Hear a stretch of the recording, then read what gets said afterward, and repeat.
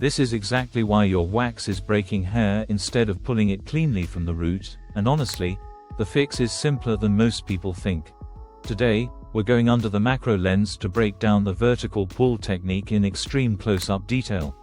Because once you understand this movement, your results change completely. Welcome back to MTH Health. If you've ever struggled with snapping wax, hair left behind, or unnecessary irritation, this tutorial is for you.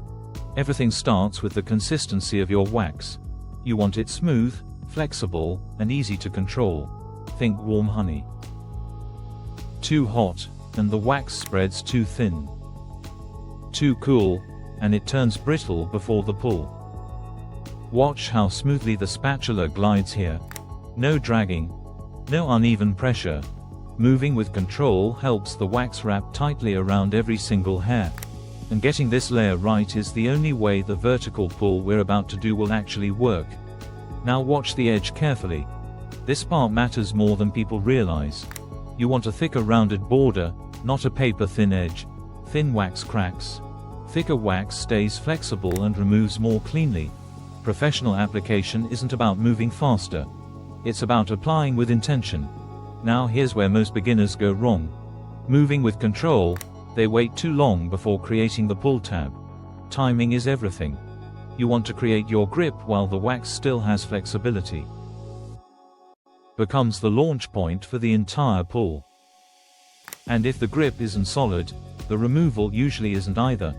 Now that you have your grip, let's look at the most important part, the actual physics of the pull. Wait. Watch my hand position carefully here. This is the make or break moment. The skin stays anchored tightly the entire time. And notice the direction. We're not pulling upward. We're pulling low. That single adjustment changes everything. Pulling upward creates more resistance on the hair. But staying parallel to the skin helps remove the hair more cleanly from the root. And look at the speed.